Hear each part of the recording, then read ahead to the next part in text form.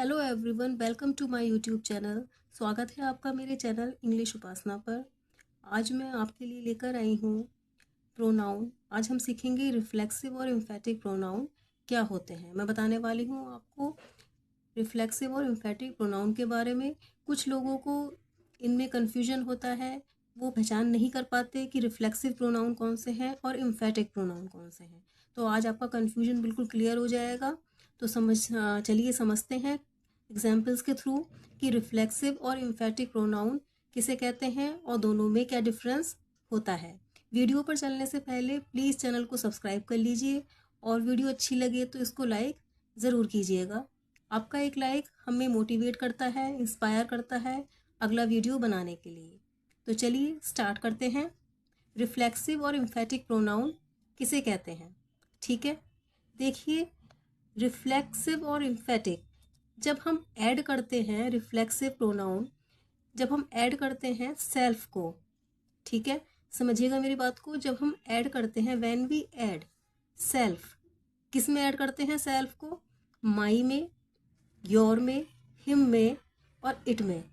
क्या बनता है? माई में इसको ऐड करेंगे, हम जोड़ेंगे तो बनेगा माई सेल्फ। योर में जोड़ेंगे तो बनेगा योर सेल्फ।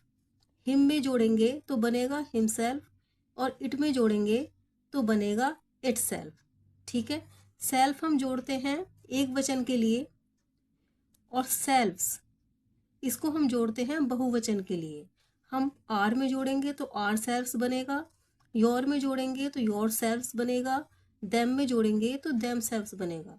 इस योर सेल्फ में और इस योर सेल्फ्स में क्या डिफरेंस है? ये एक वचन के लिए यूज़ होता है कि जब हमें कहना हो तुम्हारे लिए, तुम्हारे लिए एक वचन के लिए तो योर सेल्फ लगेगा, लेकिन तुम सब के लिए, आप सब के लिए, तो इसमें सेल्फ्स जोड़ा जाएगा योर में, योर सेल्फ्स। तो उसका मीनिंग होगा योर सेल्फ्स, यानी आप सब, तुम सब, ठीक है। इतना क्लियर हो गया। अब आगे देखते हैं कि रिफ्लेक्सिव और एम्फेटिक प्रोनाउन किसे कहते हैं। देखो, रिफ्लेक्सिव प्रोनाउन होता है when action reflects upon the subject. जब किसी काम का प्रभाव यानी रिफ्लेक्शन, प्रतिबिंब सब्जेक्ट के ही ऊपर पड़े, मतलब कर्ता के ही ऊपर किए जाने वाले काम का प्रभाव पड़े, तो वो होता है रिफ्लेक्सिव प्रोनाउन। जब उसका प्रतिबिंब भी यानी किसी काम का, एक्शन का प्रतिबिंब सब्जेक्ट के कर्ता के ही ऊपर पड़े तो उसे हम कहते हैं रिफ्लेक्सिव प्रोनाउन। जैसे एग्जाम्पल्स के थ्रू समझेंगे। ही अब्यूज्ड हिमसेल्फ, क्या मतलब हुआ? उसने अपने आप को गाली दी।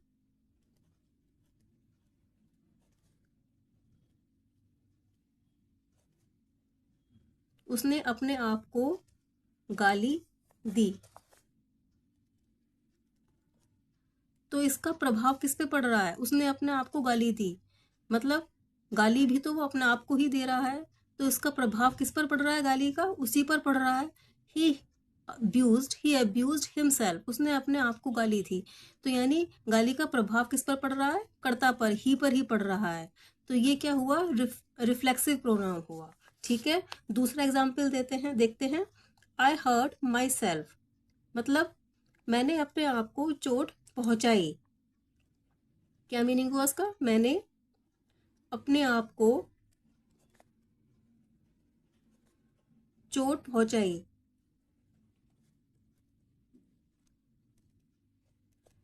तो मतलब चोट किसे पहुंच रही है? अपने आप को, खुद को ही पहुंच रही है। तो इसका प्रभाव किस पर पड़ रहा है चोट का? अपने आप पर ही। तो ये हो गया रिफ्लेक्सिव प्रोनाउन। एग्जाम्पल्स के थ्रू अच्छे से समझ में आपको आ गया होगा। जिसका एक्शन का जो प्रभाव है, प्रतिबिंब है, वो सब्जेक्ट पर ही पड़े तो उसे रिफ्लेक्सिव प्रोनाउन कहते हैं। जैसे कि ही अब्यूज्ड हिमसेल्फ, उसने अपने आप को गाली दी। आई हर्ट माई सेल्फ, मैंने अपने आप को चोट पहुंचाई। तो ये हो गए रिफ्लेक्सिव प्रोनाउन, ठीक है। अब देख लेते हैं इम्फेटिक प्रोनाउन क्या होते हैं।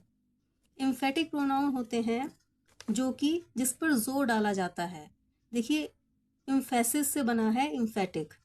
क्या मतलब होता है इम्फेसिस का? प्रभाव डालना, जोर डालना, ठीक है। जब कोई बात बहुत जोर डालकर की जाए तो वह इम्फेटिक प्रोनाउन हो जाता है। एग्जाम्पल के थ्रू समझेंगे। जैसे you your self can play the game. क्या मतलब हुआ?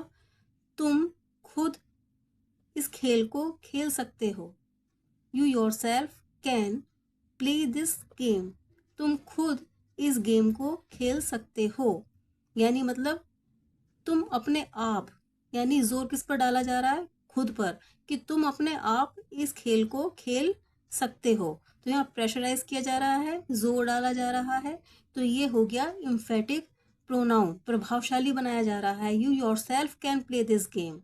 तुम अपने आप इस गेम को खेल सकते हो। ठीक है, दूसरा देखते हैं, आई माई सेल्फ विल गो। देखिए ये सेंटेंस ऐसे भी हो सकता था, आई विल गो, कि मैं जाऊंगा। अगर हम सिंपल इसको कहते सिंपली कि आई विल गो, मैं जाऊंगा, ठीक है, तो वो सिंपल सेंटेंस होता। लेकिन हमने कह दिया कि आई माई सेल्फ विल गो, मैं खुद जाऊंगा। ठीक है, तो इसमें क्या हो गया? हमने प्रेशर डाला, जोर डाला, जोर डालकर बात कही, आई माई सेल्फ, मैं खुद जाऊंगा। तो ये क्या हो गया? जोर डाल रहे हैं, तो ये हो गया इम्फेटिक प्रोनाउन। एक और एग्जाम्पल हम देख सकते हैं। अगर मैं कहूं I myself will cook food.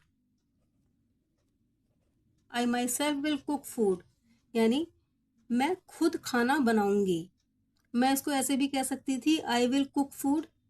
ठीक है, मतलब इसका क्या होता कि मैं खाना बनाऊंगी, आई विल कुक फूड, मैं खाना बनाऊंगी। लेकिन अगर मैंने कहा I myself will cook food, मैं खुद खाना बनाऊंगी, तो हमने क्या किया? इसको प्रेशराइज किया, इस पर प्रेशर डाला, अपने आप पर जोर डालकर हम कह रहे हैं कि आई माई सेल्फ, मैं खुद ही खाना बनाऊंगी। तो ये क्या हो गया? जोर डाला गया इस पर, तो ये हो गया इम्फेटिक प्रोनाउन।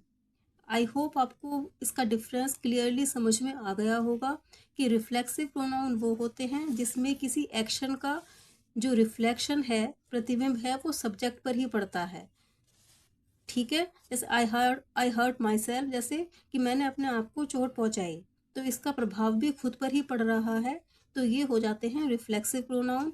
और जिसको प्रभाव देकर, जोर देकर किसी बात को कहा जाए, तो वो हो जाते हैं emphatic pronoun. I myself will go, मैं खुद जाऊंगी। ठीक है, तो ये इसमें डिफरेंस है। आई होप आपको अच्छे तरह से समझ में आ गया होगा, आपका जो कन्फ्यूजन है वो भी क्लियर हो गया होगा। ठीक है, वीडियो अच्छा लगे तो प्लीज़ इसको लाइक कीजिएगा, सब्सक्राइब कीजिएगा चैनल को, बेल आइकन पे प्रेस कीजिएगा, जिससे कि आपको सारे नोटिफिकेशंस आने वाले वीडियो के मिलते रहें। ठीक है, फिर मिलती हूँ नेक्स्ट वीडियो में। Till then take care, thanks for watching.